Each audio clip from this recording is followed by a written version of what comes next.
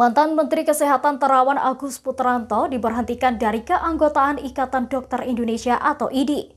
Keputusan pemberhentian ini merupakan rekomendasi dari Majelis Kehormatan Etik Kedokteran IDI yang dibacakan dalam Muktamar ke-31 IDI di Banda Aceh pada Jumat 25 Maret 2022.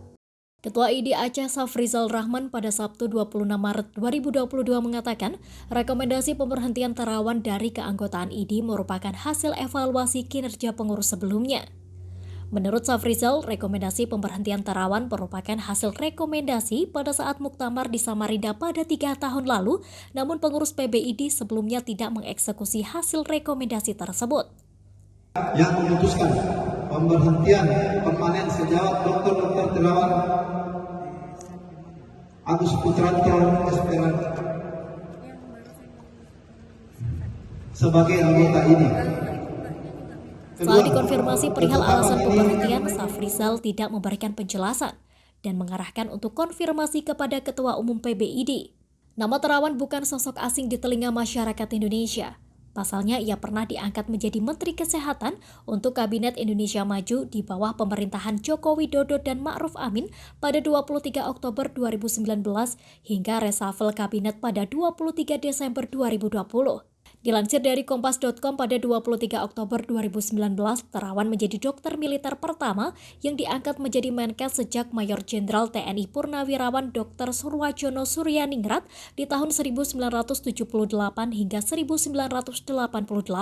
Pria kelahiran 5 Agustus 1964 ini lulus dan mendapat gelar dokter dari Fakultas Kedokteran Universitas Gadjah Mada di usia 26 tahun. Selanjutnya, ia bergabung dengan TNI Angkatan Darat dan ditugaskan ke beberapa wilayah tanah air seperti Lombok, Bali, dan Jakarta untuk mengemban tugas sebagai pelaksana kesehatan militer.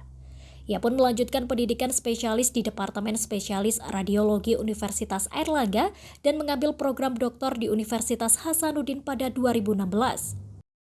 Sebelum menjadi menteri, pria ini menjabat sebagai Kepala Rumah Sakit Pusat Angkatan Darat Gatot Subroto sejak 2015.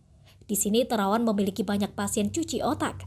Terapi cuci otak atau brainwash yang digagas Terawan sempat menggemparkan masyarakat di April 2018. Terapi cuci otak adalah terapi melalui DSA yang diperuntukkan pasien stroke. Klaim Terawan, terapi cuci otak memberikan hasil positif bagi pasien stroke. Bahkan pengakuan kerabat pasien terapi cuci otak, terapi ini tidak hanya mengobati tetapi juga mencegah penyakit tersebut. Sayangnya, gagasan pengobatan stroke ini membuatnya diberhentikan sementara dari MKEKID terhitung 12 bulan sejak 26 Februari 2018 hingga 25 Februari 2019.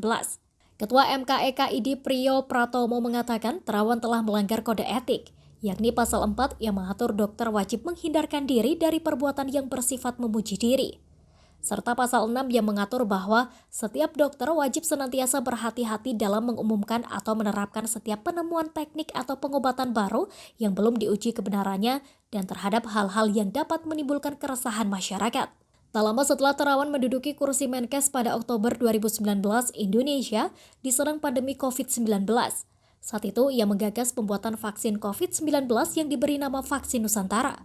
Vaksin Nusantara adalah vaksin berbasis sel dendritik autolog atau komponen sel darah putih yang disebut menjadi yang pertama kali di dunia untuk COVID-19.